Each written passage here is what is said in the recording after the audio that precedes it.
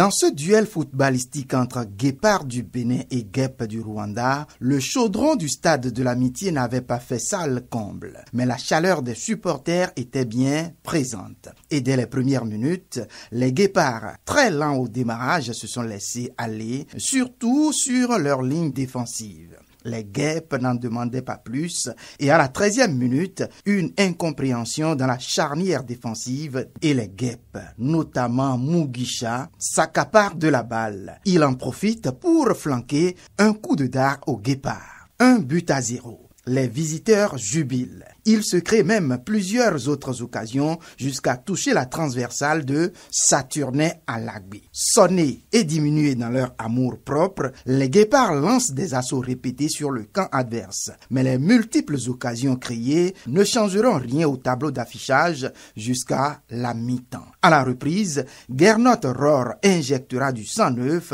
pour mieux porter l'équipe. Mais vitesse et précipitation étaient à son comble du côté des Béninois qui se heurtent souvent aux gardiens de but rwandais. Dans la foulée, Sarabo, joueur rwandais, sera expulsé pour faute commise sur Junior Olaïtan. Le jeu devient donc plus ouvert pour les Guépards, mais le manque de réalisme annule leurs efforts. Il aura fallu attendre la 82e minute pour voir la rage de Steve Mounier qui égalise d'une belle frappe du plat de pied. C'est donc le coup de griffe des Guépards en réponse au coup de dard à eux asséné. Et le score n'ira pas plus loin, même si les Béninois, dans les 10 dernières minutes, ont mis un état de siège devant le but adverse. À la sortie du match, Gernot Rohr peut nourrir des regrets. Extrêmement déçu du résultat. On méritait largement la victoire. Notre équipe a bien joué.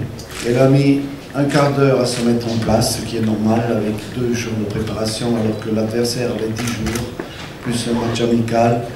Donc tout le temps de se préparer. Et que nous n'avions que 24 heures avec tout le monde.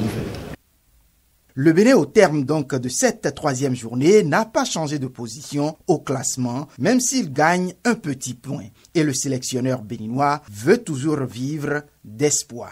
De trouver le juste cocktail entre ces jeunes joueurs qui commencent à venir, qui nous ont montré des qualités, et quand même un peu d'expérience parce que ça leur sert aussi d'avoir des garçons qui peuvent les conseiller. La prochaine journée qui est fixée au lundi prochain et se jouera entre les mêmes adversaires nous situera beaucoup plus.